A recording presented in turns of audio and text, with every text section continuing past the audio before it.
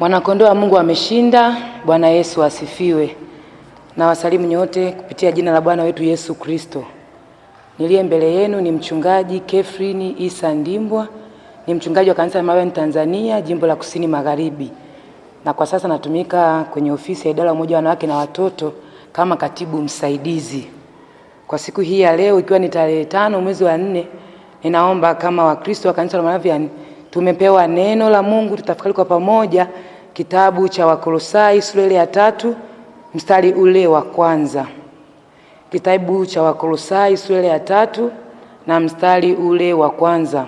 Neno la Mungu linasema, basi mkiwa mmefufuliwa pamoja na Kristo, yatafuteni yaliyo juu Kristo aliko, ameketi mkono wa Mungu.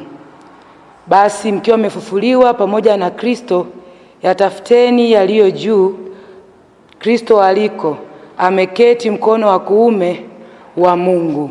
Bwana Yesu asifiwe.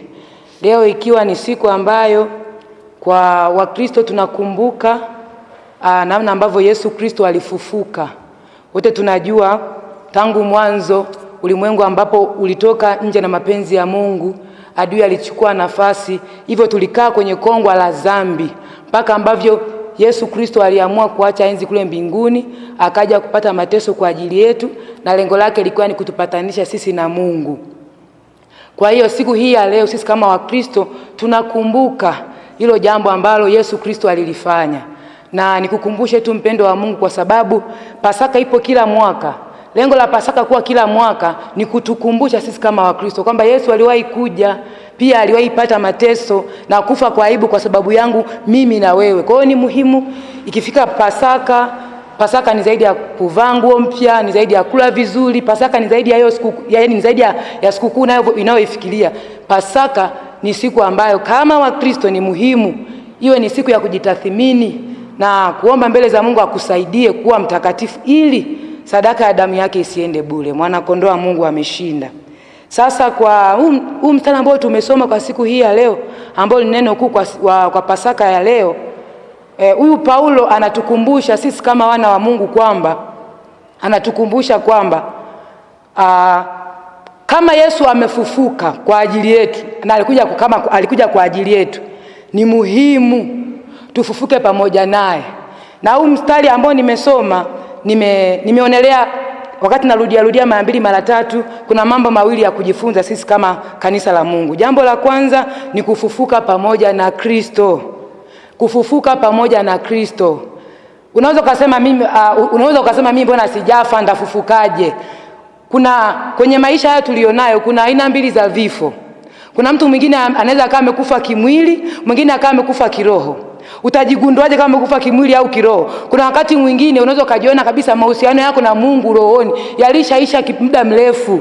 Unaishi tu kwa mazoea kwamba ni Mkristo, unaingia na kutoka kanisani, unatoa sadaka, unaimba kwaya, lakini maisha yako huku rohoni nuru ilishazimika muda mrefu, lakini umekaa kwenye Ukristo kwa uzoefu. Uko nako ni kufa kiroho. Je, mahusiano yako na Mungu yapoje? Ukiomba unajisikiaje? Ukiimba unajisikiaje? Wakati mwingine unaweza kuwa unatembea kumbe roho yako imekufa, taa yako imezimika. Kwa hivyo ni muhimu kwenye kipindi hiki cha Pasaka, Kristo anapofufuka na wewe fufuka pamoja naye. Mwambie Mungu, nihuishe yale ambayo yamekufa ndani yangu, yahuishe.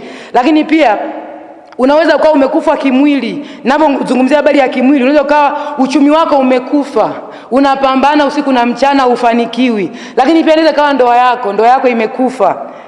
Uoni nuru kwenye ndoa yako. Lakini pia watoto, ndugu, kuna namna mpo vizuri. Hiyo nayo ni mauti ambayo unamhitaji Kristo. Siku hii ya leo anapofufuka, ufufuke pamoja naye. Bwana Yesu asifiwe. Afufue uchumi wako, afufue ndoa yako, afufue watoto wako. Mungu yupo na anaweza kufanya kwako. Mwana kondoo wa Mungu ameshinda. Kwa hivyo Mungu anapofufuka, unaweza kufufuka rohoni kama unajiona kabisa ulikuwa umekufa, lakini pia anaweza kavifufua vya huku mwilini ambavyo kwa namna ya kibinadamu vilikuwa vimekufa, havisogei.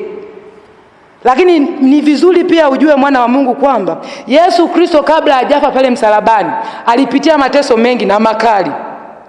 alichomwa mkuki ubavuni, alipigwa, aliwekwa taji ya miba kichwani, mijeledi, mwili wake ulijaa majeraha mengi ya kutosha. Lakini kitu cha ajabu ambacho huyu ni Yesu anabakia tu kuwa Mungu milele, alivyofufuka hakufufuka na yale majeraha, hakufufuka na zile damu, alifufuka alikuwa mtu mpya. Ndivyo ilivyo hata kwako. Ni kweli unapita kwenye mazingira magumu, unapita kwenye hali ngumu, lakini nakuhakikishia ukifufuka pamoja na Kristo, maumivu yote utasahau. Utasahau kama kuna siku ulipita kwenye shida, utasahau kama kuna siku ulijeruhiwa. Mungu akikufufua atakufuta vidonda vyote, atakufuta machozi yote. Mwana kondoo ameshinda. Haleluya. Lakini pia kwenye huu mstari ambao tumesoma, jambo la pili ambalo tunajifunza na tunaona kwenye hii mstari ni kwamba kuyatafuta yaliyo juu Kristo aliko. Kuyatafuta yaliyo juu Kristo aliko. Nikirudia kusoma huu mstari ambao tumesoma, neno la Mungu linasema, basi mkiwa mmefufuliwa pamoja na Kristo, yatafuteni yaliyo juu Kristo aliko, ameketi mkono wa kuume wa Mungu. Kwa hivyo jambo la pili ambalo tunajifunza kwenye huu mstari ni kuyafuata yaliyo juu Kristo aliko. Hii ina maana gani? Tunaposema kuyafuata yaliyo juu Kristo aliko, maana yake ni kwamba katika kila jambo unalofanya kwenye maisha yako, fanya sawasawa na mapenzi ya Kristo. Fanya sawasawa na mapenzi ya Mungu. Kwamba kitu chochote ambacho unafanya, Yesu Kristo awe kioo chako, jitazamie kwake. Kwamba unavyoongea ni Yesu anataka uongee hivyo, unavyovaa ni Yesu anataka uvae hivyo. Jambo lolote ambalo unafanya ni Yesu anataka kufanya hivyo. Kwa maana nyingine, Yesu awe kioo chako. Dunia isiwe kioo. Watu wengine wanaangalia dunia ilivyo, kwamba kwa sababu dunia inaenda hivi na mimi natakiwa niende hivi. Tumeokoka sawa, lakini tupo kwenye dunia ambayo kuna mambo mengine usipomtazama Yesu anataka kufanya nini, dunia inaweza ikakusomba. Neno la Mungu linasema tusifuatishe namna ya dunia hii. Kwa hivyo sisi kama wana wa Mungu na sisi kama Wakristo ni vizuri hapa tunapojifunza kwamba kuyafuata yaliyo juu, maana yake kufanya mapenzi ya Mungu. Kwa hiyo unavyoishi ukimtazama Yesu. Ukimtazama Yesu atakuelekeza nini ufanye na nini usifanye. Utakuwa sawa sawa na mbingu, kwa sababu tupo hapa duniani, maisha yetu yanaratibiwa na Yesu. Yaani kila kitu ambacho tunaweza kukifanya au kukipanga kufanya sio kigeni. Yesu Kristo na Mungu wetu wa mbinguni alisharatibisha maisha yetu. Kwa hiyo sisi ni kazi yetu kupita kwenye zile njia ambazo Mungu ametukusudia tupite. Mwana kondoo wa Mungu ameshinda. Haleluya. Basi kwa siku hii ya leo tutakoma hapa. Tulikuwa tukijifunza neno kuu la Jumapili hii ya leo, ikiwa ni tarehe 5 mwezi wa 4. Usisahau hayo mambo mawili, kwamba leo ikiwa ni Pasaka, ni muhimu kufufuka pamoja na Kristo, lakini pia ni muhimu kuyafuata yaliyo juu Kristo alipo. Mungu abariki neno lake. Naomba tuombe. Mungu uliye hai, katika jina la Yesu Kristo wa Nazareti, wewe ni Mungu, wala tuna Mungu mwingine zaidi yako. Asante kwa ajili ya siku hii ya leo ambayo Mungu tunakumbuka Yesu Kristo ulipozaliwa, pale ambapo ulilishinda kaburi na ukatununua sisi kwa damu yako ya thamani. Asante kwa sababu sisi ni wa thamani mbele zako, ndio maana ulikuja kutufuata. Nasi siku hii ya leo tunaliazimisha na kulitukuza jina lako. Tusaidie Bwana, tunapokumbuka kuzaliwa kwako, kufufuka kwako, tusaidie tufufuke pamoja na wewe. Mambo yetu yafufuke kwa upya, yaliyokufa Bwana yakarudi kwa upya, kwa utukufu wa jina lako. Usituache leo, usitupungukie Bwana. Tupe neema pia ya kujifunza kwako, tupe neema ya kutafuta yaliyo ya kwako kwa utukufu wako Bwana, katika jina la Yesu na kwa damu ya Yesu kiomba na kushukuru. Amen.